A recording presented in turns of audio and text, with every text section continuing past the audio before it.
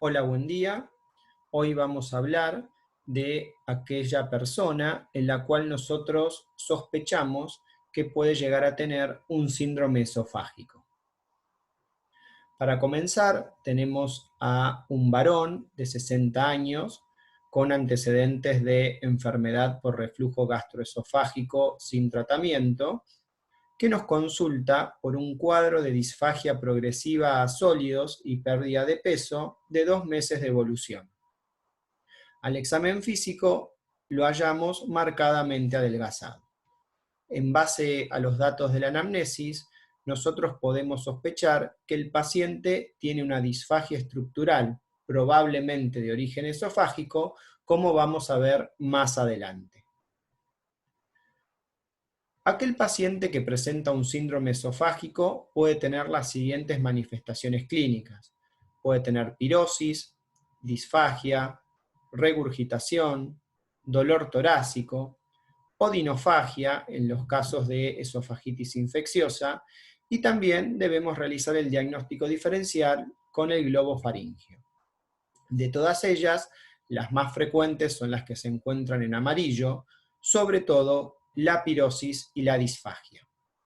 La pirosis es aquella sensación de ardor o malestar retroesternal que se origina en el epigastrio y se irradia hacia el cuello. La pirosis, que el paciente lo va a referir como una acidez, ¿sí? Retroesternal, aumenta con el decúbito dorsal y después de la ingesta de alimentos, sobre todo alimentos ácidos.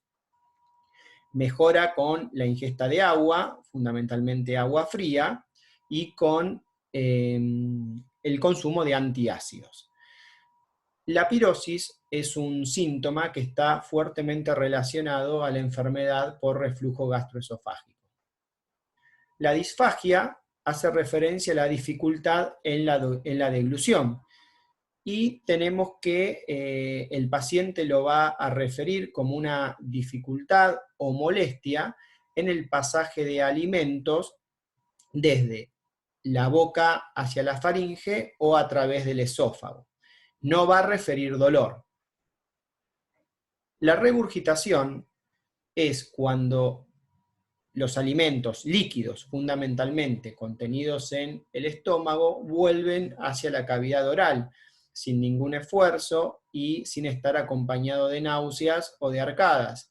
El paciente lo va a referir como una sensación de acidez a nivel de la boca o de la garganta. Hay que realizar el diagnóstico diferencial con los vómitos, que los vómitos representan la expulsión del contenido gástrico, sea alimento, sea líquido, y se encuentran acompañados de náuseas y de arcadas, y de la rumiación, que la rumiación es el proceso por el cual la persona deglute y regurgita en forma constante, generalmente durante un periodo de 1 hora. El dolor torácico de origen esofágico es muy parecido al dolor torácico de origen isquémico. Por lo tanto, nosotros debemos tenerlo en cuenta en el diagnóstico diferencial. Si recuerdan la clase de cardiopatía isquémica, uno de los diagnósticos diferenciales era el dolor esofágico debido al espasmo esofágico.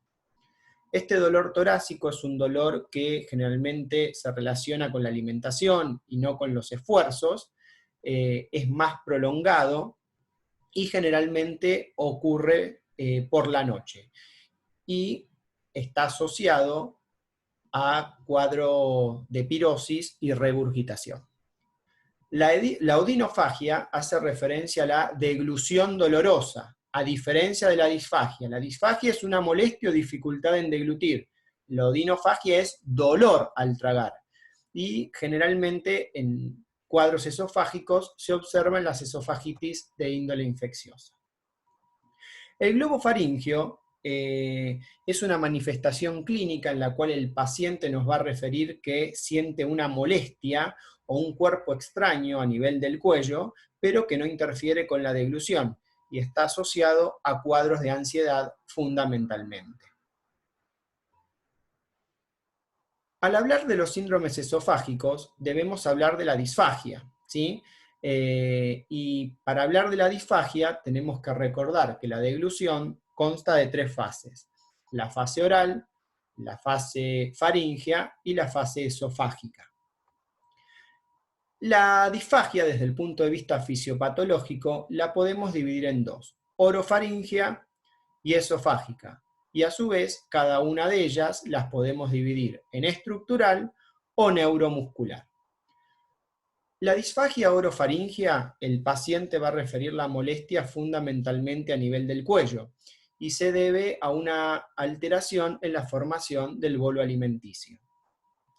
Muchas veces está asociada a regurgitación y síntomas otorrinolaringológicos, como por ejemplo tos, disfonía, y también la persona puede tener episodios de broncoaspiración.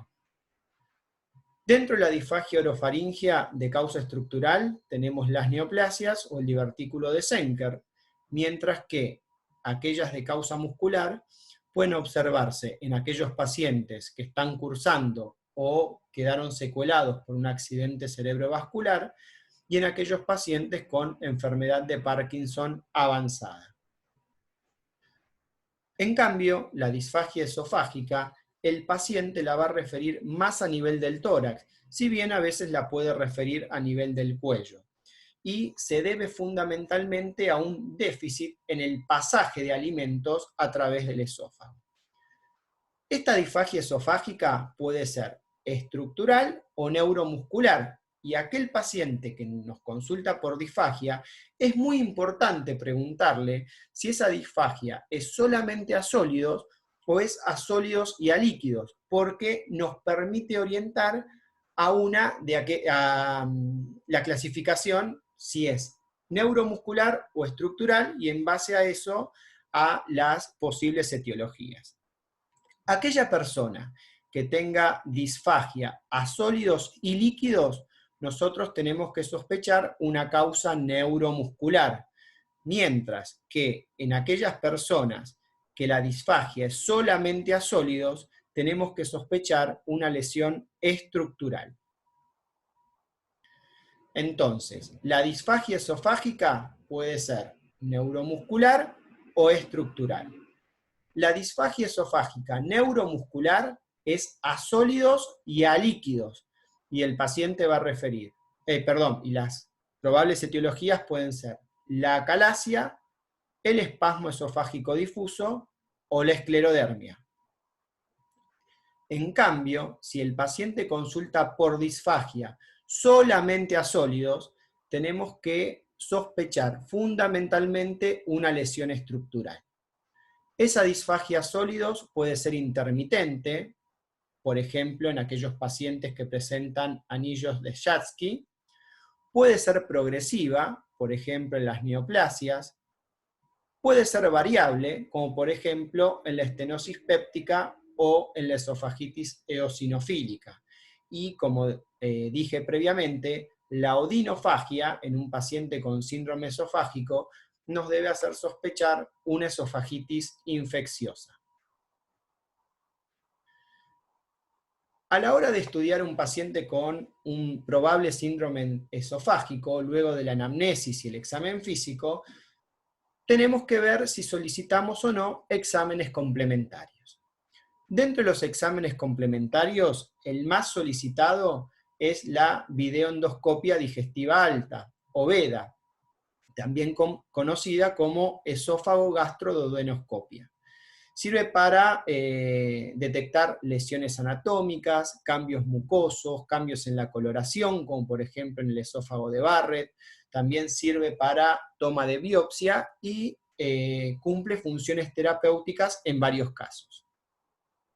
Otro estudio es el estudio radiográfico con bario o seriada esófago gastroduodenal, que sirve fundamentalmente para detectar anomalías anatómicas y por lo general siempre va acompañada o debe complementarse de una veda.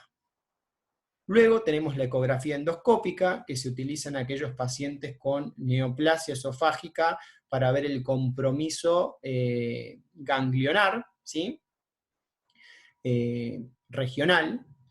La manometría esofágica, que se utiliza en aquellos trastornos esofágicos debidos a alteraciones en la motilidad, como la acalasia y el espasmo esofágico difuso, y la pH-metría, que se utiliza en aquellos pacientes con enfermedad por reflujo gastroesofágico que no responden al tratamiento. Entonces, los síndromes esofágicos, la patología esofágica, dijimos que el paciente puede consultar por disfagia, puede consultar por pirosis, por regurgitación y por dolor torácico, fundamentalmente. La disfagia la podíamos dividir en estructural o neuromuscular y nos puede orientar a ello si el paciente tiene disfagia a sólidos o a líquidos y a sólidos. En el primer caso nos orienta a una causa estructural, mientras que en el segundo a una causa neuromuscular. Dentro de las causas estructurales tenemos los anillos de Jadsky, tenemos las neoplasias, tenemos los divertículos, y dentro de las causas neuromusculares, la acalasia, el espasmo esofágico difuso, la esclerodermia, también la enfermedad de Chagas. Y también vamos a hablar, les voy a mencionar, dos afecciones que no son propias del esófago, pero que repercuten en el mismo, que son la hernia de hiato y la enfermedad por reflujo gastroesofágico. Bueno, en lo que respecta a los anillos de Jadsky, tenemos que clínicamente se van a manifestar por una disfagia sólidos intermitente. Y se caracteriza por estos pliegues mucosos, por estos anillos mucosos que se ubican a nivel del tercio distal del esófago con disminución de la luz. Y esa disminución de la luz, generalmente la luz esofágica es menor de 13 milímetros. El diagnóstico se realiza mediante una endoscopia digestiva alta o veda. El divertículo de Zenker, si bien no es una patología esofágica, sino que es un divertículo que se forma a nivel de la hipofaringe, cuando este divertículo es muy grande, puede retener alimentos, puede comprimir el esófago generando disfagia. Y además episodios de aspiración. Los pacientes con divertículo de Zenker, la gran mayoría de las veces son asintomáticos, salvo cuando el divertículo es muy grande, que puede manifestarse con disfagia, con halitosis, con episodios de broncoaspiración. El estudio se puede diagnosticar tanto por una veda como por un estudio radiográfico con bario, ¿sí? Aquí vemos en esta seriada esofágica el divertículo de Zenker, esta dilatación sacular. Dentro de las lesiones estructurales, una de las más importantes es el cáncer de esófago. Aquel paciente con cáncer de esófago nos va a consultar por un cuadro de disfagia progresiva a sólidos, acompañada de pérdida de peso. El cáncer de esófago, a grandes rasgos, tenemos dos tipos: el carcinoma epidermoide y el adenocarcinoma. El carcinoma epidermoide se encuentra a nivel del esófago proximal y se encuentra relacionado con el tabaquismo y el alcoholismo. Mientras que el carcinoma, el adenocarcinoma, se ubica a nivel del esófago distal, actualmente es el más frecuente y está relacionado con la enfermedad por reflujo gastroesofágico y la metaplasia de Barrett. Aquí podemos observar en el estudio endoscópico una lesión mamelonada, sangrante a nivel esofágico que obstruye parcialmente la luz. Esta lesión luego se biopsió y fue compatible con cáncer de esófago.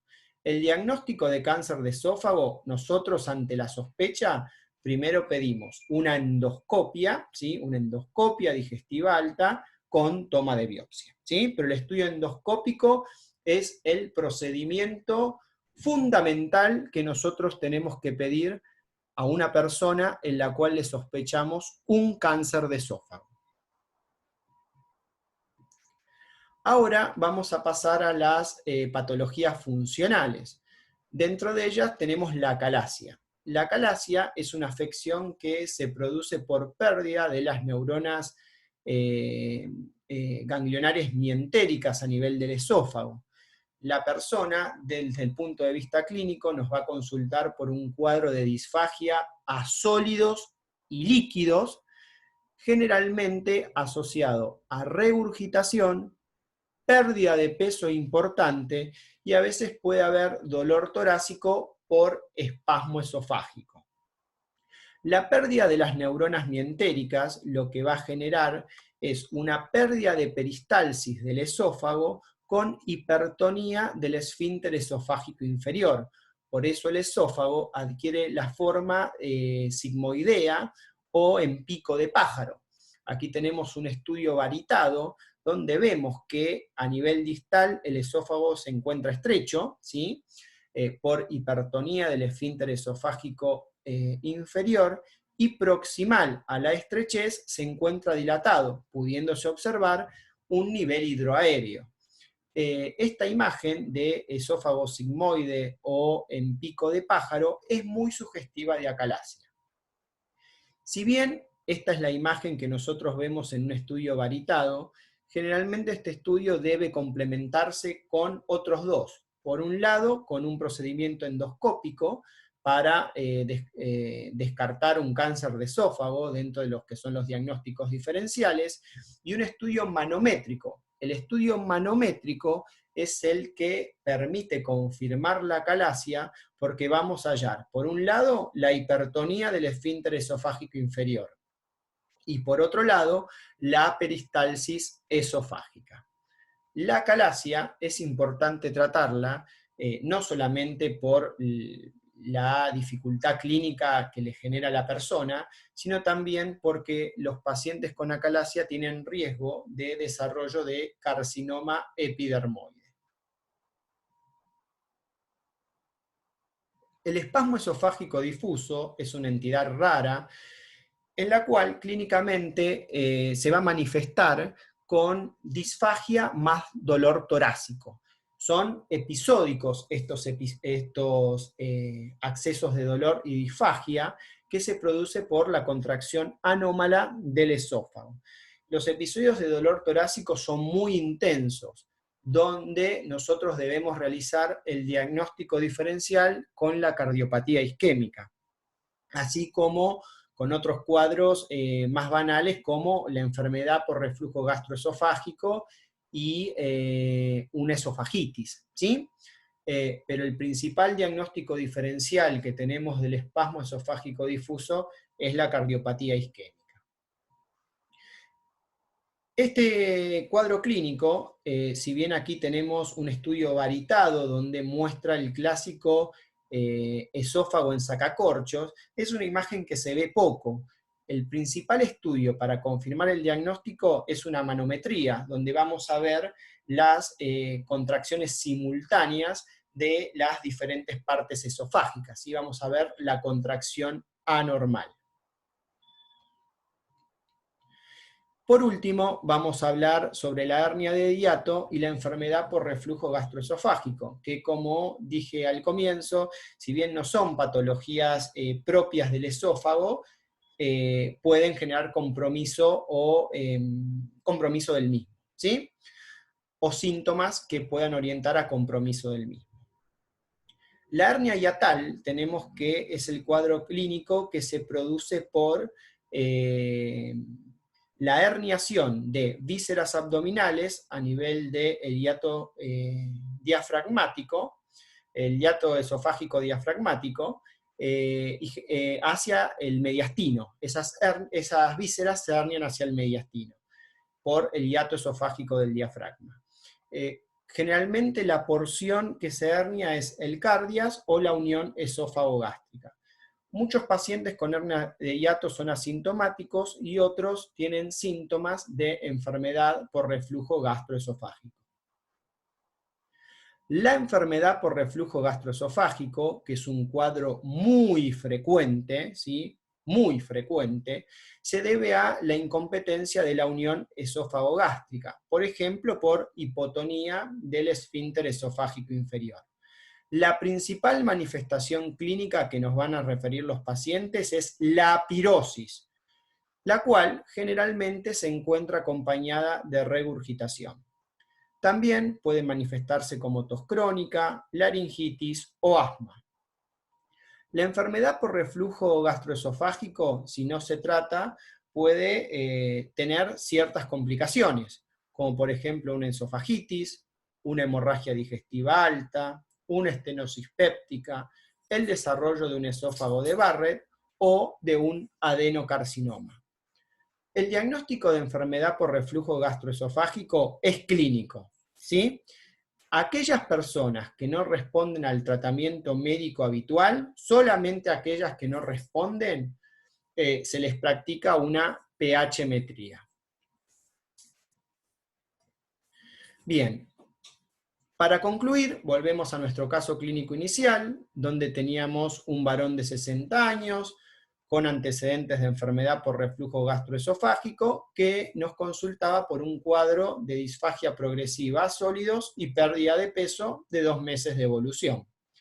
Al examen físico lo encontramos adelgazado, le pedimos un laboratorio en el cual observamos una anemia microcítica y una endoscopia digestiva alta. Recordemos, el paciente nos consulta por un cuadro de disfagia progresiva a sólidos, lo cual nos hace sospechar una lesión estructural. La endoscopia muestra una lesión ulcerada en el tercio distal del esófago que disminuye el calibre de la luz. Esa lesión se biopsia y es compatible la anatomía patológica con un adenocarcinoma. Entonces, para finalizar, como conclusión, aquel paciente con síndrome esofágico puede consultar por disfagia, por pirosis, por regurgitación o dolor torácico. La disfagia esofágica puede ser estructural o no estructural. La estructural es una disfagia a sólidos, la cual puede ser progresiva, como en el caso de las neoplasias, puede ser intermitente, como en el caso de los anillos de Jadsky, o puede ser variable, como en la estenosis péptica. La disfagia esofágica neuromuscular o no estructural es a sólidos y a líquidos, y los cuadros más frecuentes son la acalasia, el espasmo esofágico difuso y la esclerodermia. Y, importante, siempre tener en cuenta la enfermedad de Chagas como diagnóstico diferencial.